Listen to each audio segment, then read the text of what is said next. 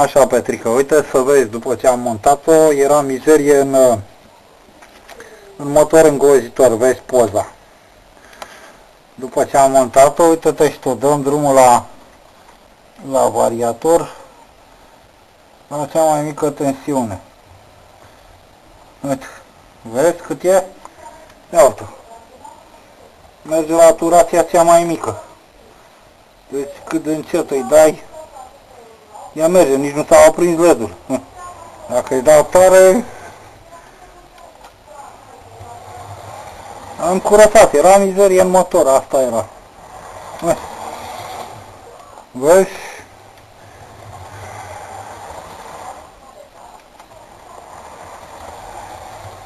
O să filmez și pe diorama. N-am mai filmat demontarea, că n-a avut nevastă mea timp să-mi țină camera.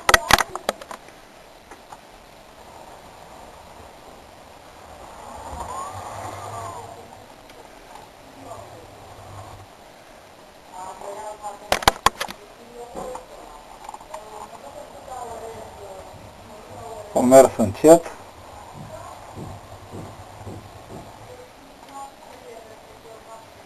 La cea mai mică tensiune se mișcă, merge perfect.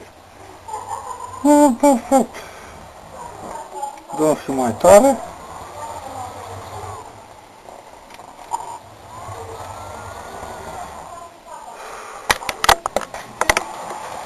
O să vezi și pe dioramă.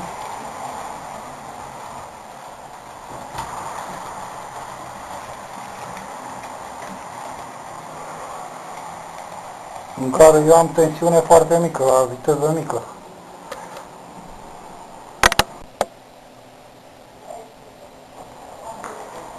Pleacă foarte încet.